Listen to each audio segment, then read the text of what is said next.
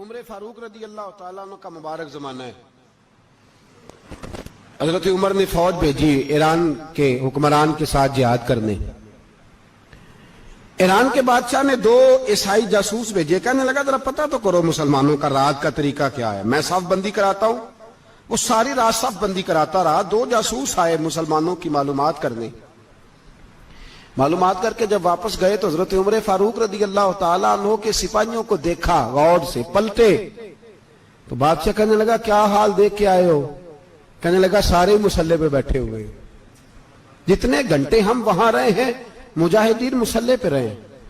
یوں لگتا ہے جیسے ان کا دنیا داری سے کوئی تعلق.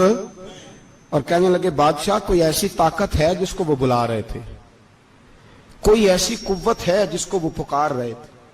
ہمیں بھی وہاں کھڑے ہو کے محسوس ہوتا تھا کہ ہاں کوئی ہے جو آ جائے گا ان کی مدد کے لیے, کوئی ہے جو پہنچے گا ان کی مدد کرے گا. ایران کا بادشاہ کہنے لگا مجھے سمجھ آ گئی ہے, وہ جسم کی طاقت سے ہی نہیں لڑتے, وہ کوئی غیبی طاقت ہے جس سے وہ لڑتے. بھائی وہ غیبی طاقت بھی تو ہمارے پاس ہم نے ناراض کر لیا نا, وہ بھی تو نہیں نا, مسجد کا رخ بھی تو کوئی نہیں. وہن ہو گیا امت کو.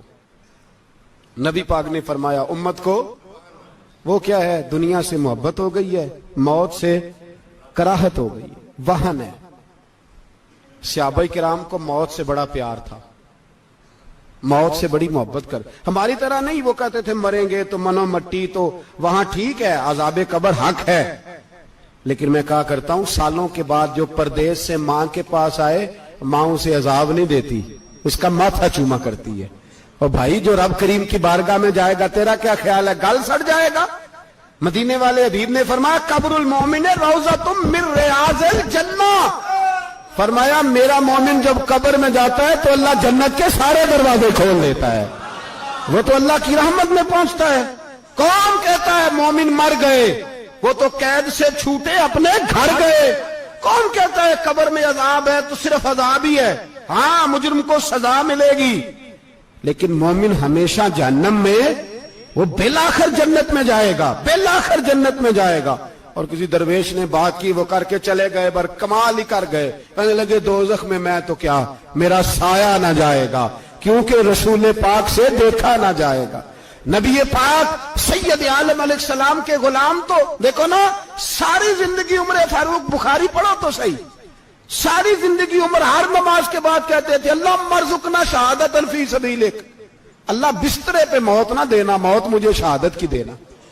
حضرت سیدنا مولا علی شیر خدا کرم اللہ تعالیٰ وجہ الکریم ساری زندگی کہتے رہے اللہ علی نے میدان میں عمر گزاری ہے, اسے شہادت کی موت عطا فرما.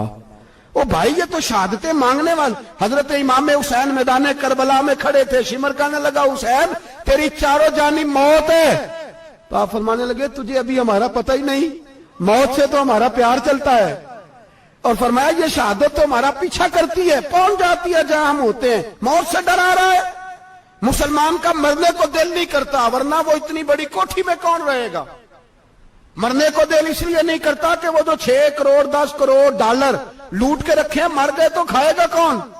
وہ فقیر فاقہ مست تھے, ان کا گھر ہی کوئی نہیں تھا, ان کے بینک بیلنس ہی کوئی نہیں تھے. وہ کہتے تھے گھر ہمارا ہے وہ جو ہمارے رب نے تیار کیا ہوا ہے, ہمارا بینک بیلنس ہے وہ جو ہمیں جنت میں جا کے ملے گا.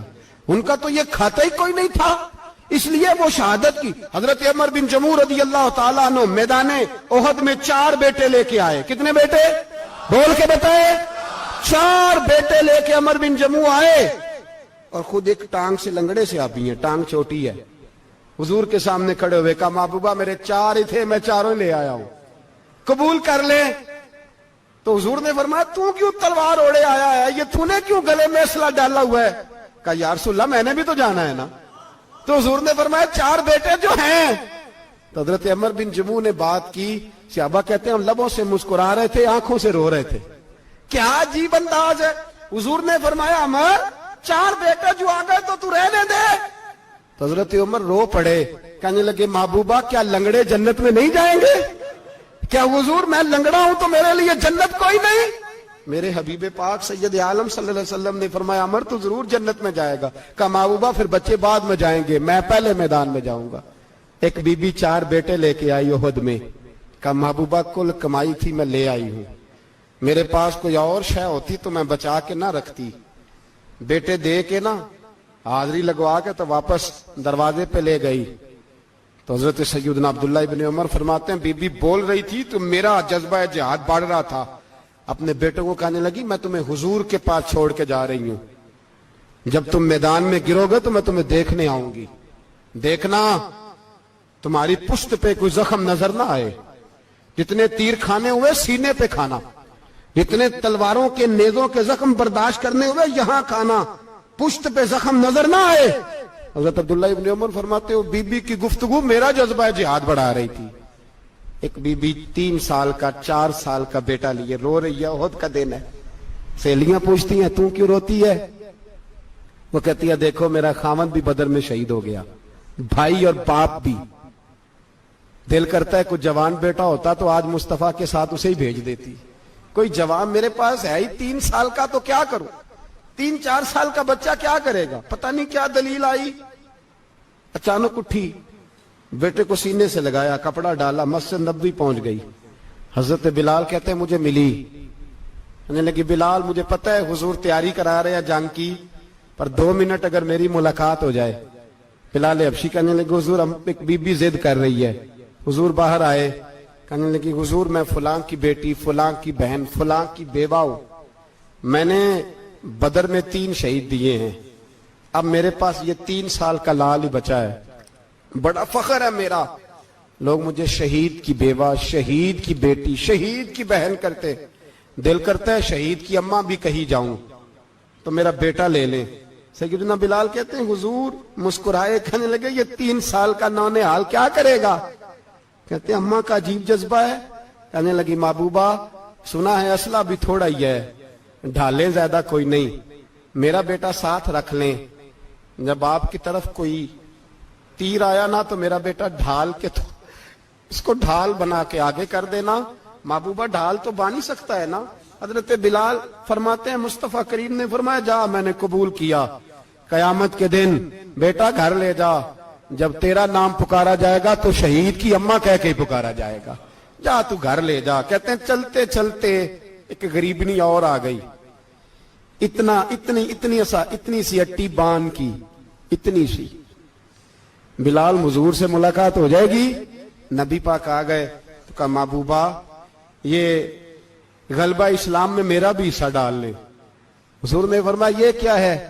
کہنے لگی حضور خامد فوت ہو گیا, اولاد اللہ نے بے نیازی سے دی نہیں, سویرے چرخہ کاٹ کے رزق حلال کھاتی ہوں, میرے پاس نا یہ اتنا سا بان ہے, ایک گھوڑے کی لگام بن جائے گی. محبوبہ حصہ تو ڈال جائے گا نا دین کے لیے, میری قبولیت ہو جائے گی.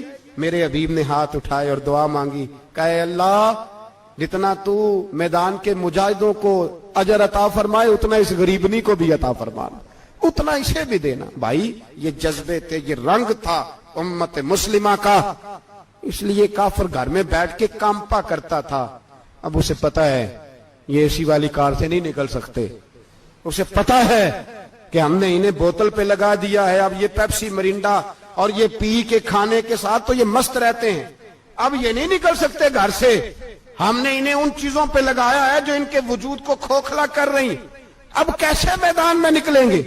وہ اس لیے نہیں ڈرتا کہ وہ تیری آسائشوں, تیری زندگی میں آنے والی سہولتوں سے آشنا ہے. موت بستر پہ بھی آ جاتی ہے, لیکن جس کو میدان میں آتی ہے وہ ساری زندگی زندہ رہتا ہے, وہ ساری زندگی زندہ رہتا ہے.